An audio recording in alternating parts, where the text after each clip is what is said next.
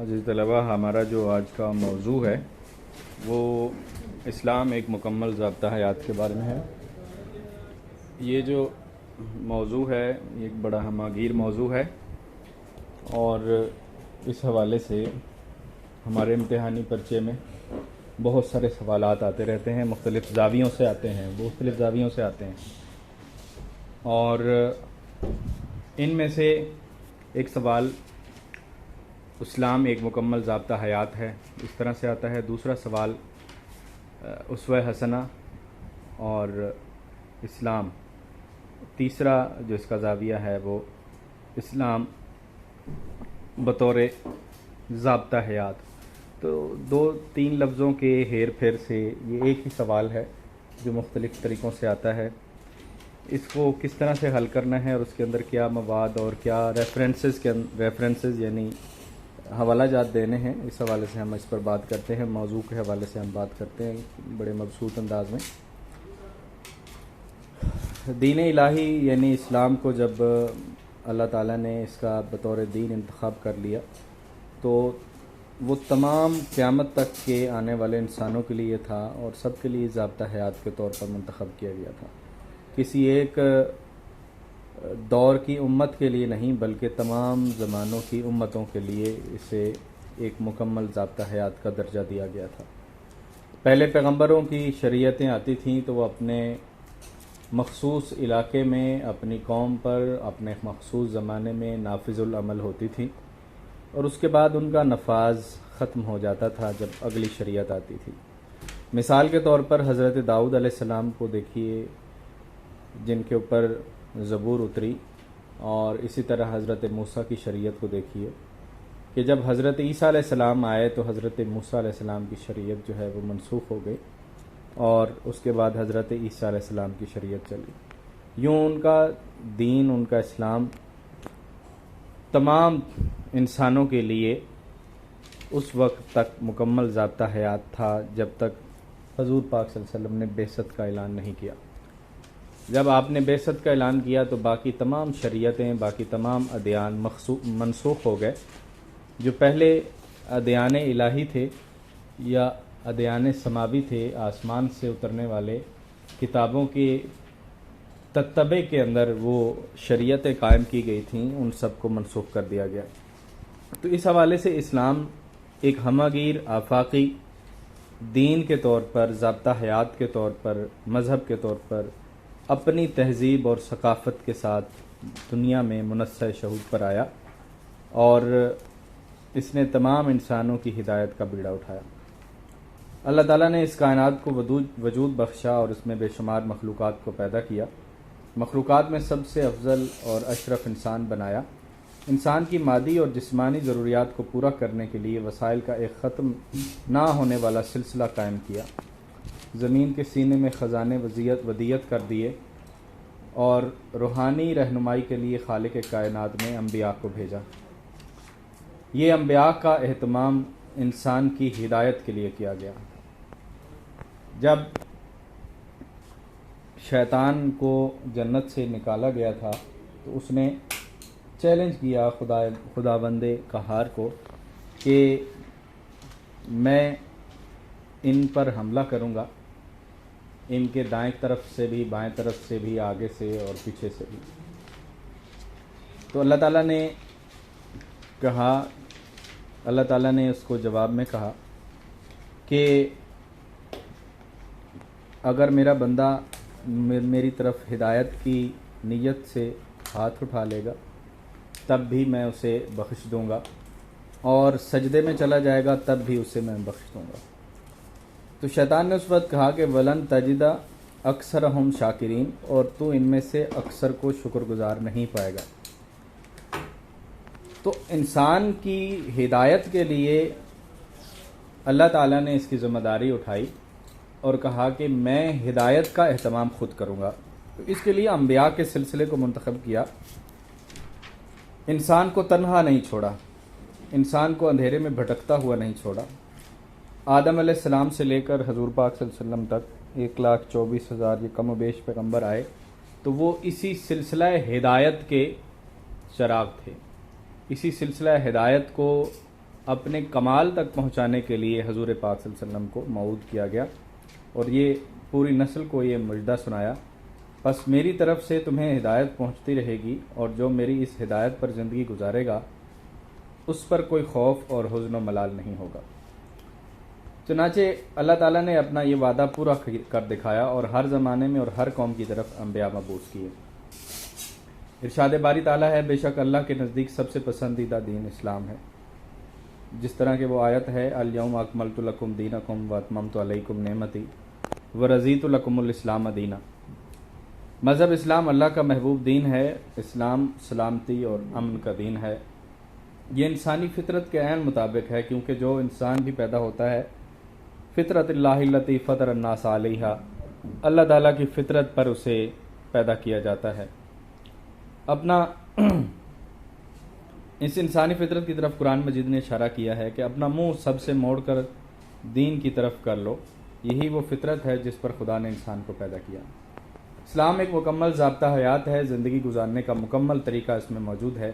اسلام صرف چند عبادات کے مجموعے کا نام نہیں ہے، بلکہ یہ زندگی کے ہر شعبے میں رہنمائی کرتا ہے۔ اسلام ایک بہترین طرز زندگی انسان کو عطا کرتا ہے، جسے اختیار کر کے انسان دنیا و آخرت میں کامیابی حاصل کر سکتا ہے۔ یہ اسلام ہی تو ہے جس نے ایک جاہل معاشرے کو زندگی گزارنے کا سلیقہ دکھایا۔ جس معاشرے میں انسان کا دشمن تھا، جہالت کی انتہا تھی، لوگ اپنی لڑکیوں کو زندہ درگور کر دیتے تھے، چھوٹی چھوٹی باتوں پر سال ہا سال کی لڑائی چلتی رہتی تھی، کبھی گھوڑا، جس طرح حالی کہتے ہیں، کبھی گھوڑا آگے بڑھانے پہ جھگڑا، کہیں پانی پینے پلانے پہ جھگڑا، تو کہیں گھوڑا آگے بڑھانے پر جھگڑا اور کہیں پانی پینے پلانے پر جھگڑا ہوتا تھا۔ اسی طرح کی تکرار رہتی تھی، صدا چلتی رہتی تھی تلوار ان میں، اسی طرح کی تلوار جو ہے ان کی بے مقصد باتوں پر چلتی رہتی تھی۔ تو عورتوں کو کوئی مقام حاصل نہیں تھا، روم اور ایران جیسی طاقتیں بھی ان پر حکومت کرنے کے لیے تیار نہیں تھیں، اتنے وہ جاہل قسم کے عرب تھے۔ لیکن ان کو ایک مکمل تہذیب اور دنیا میں وہ لوگ جو کبھی تہذیب کے نام سے آشنا نہیں تھے، وہ اس مقام پر پہنچے کہ انہوں نے دنیا کو تہذیب سکھا دی، خلاق آئین جہانداری بن گئے۔ تو پھر اللہ نے حضور پاک صلی اللہ علیہ وسلم کے ذریعے سے اس پورے نظام کو بدل کر رکھ دیا۔ وہ قوم جو گمراہی میں ڈوبی ہوئی تھی ایسی صراط مستقیم پر آئی کہ تمام دنیا کی معلم اور فاتح بنی، اور جو محبوب نبی صلی اللہ علیہ وسلم اسلام کو لے کر آئے تو انہوں نے اس پر عمل کر کے دکھایا اور اپنی امت کے لیے عملی نمونے چھوڑے۔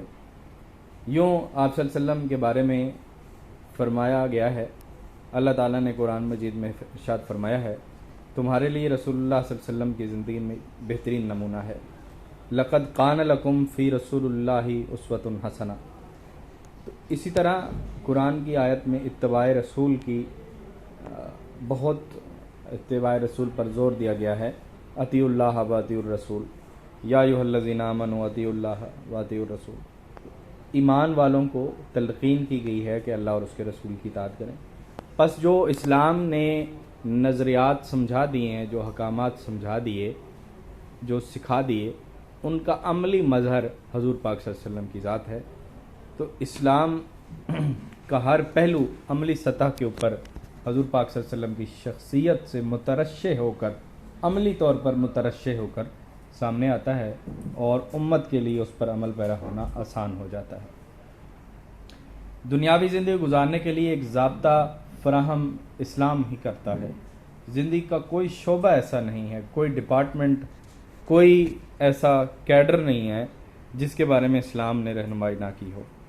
اسلام کے علاوہ دنیا کے تمام مذاہب نامکمل اور ادھورے پڑے ہیں، صرف اسلام ہی کامل دین ہے۔ قرآن کریم کے مکمل ہونے کی تصدیق کرتے ہوئے کہتا ہے، آج کے دن میں نے تمہارے لیے تمہارے دین کو مکمل کر دیا ہے اور اپنی نعمتوں کو پورا کر دیا ہے اور تمہارے لیے دین اسلام کو پسند کیا ہے۔ تو اسی طرح ہم زندگی کے جس شعبے کو بھی لے لیں، اسلام نے اس شعبے میں مکمل رہنمائی فراہم کی ہے۔ سیاست کو لیں تو سیاست جدا ہو دین سیاست سے تو رہ جاتی ہے چنگیزی، جس طرح علامہ فرما گئے ہیں۔ تو سیاسی نظام بھی اللہ تعالیٰ کے رسول نے نافذ العمل کر کے دکھایا، یعنی عملی طور پر اس کا نفاذ کر کے دکھایا، مدینہ کی ریاست بنی، دنیا کا سب سے پہلا امن معاہدہ جسے ٹریٹی آف مدینہ کہتے ہیں، تو first treaty in the history of Islam, اسلام کی تاریخ کے اندر یہ پہلی ٹریٹی ہے جسے میثاق مدینہ کے نام سے جانا جاتا ہے۔ یہودیوں کے ساتھ، بنو قریظہ کے ساتھ اور دوسرے قبیلوں کے ساتھ یہ ایک باہمی امن معاہدہ تھا جس میں اتحاد قائم کیا گیا اور ایک دوسرے کی ساتھ دینے کی جو ہے وہ معاہدہ کیا گیا۔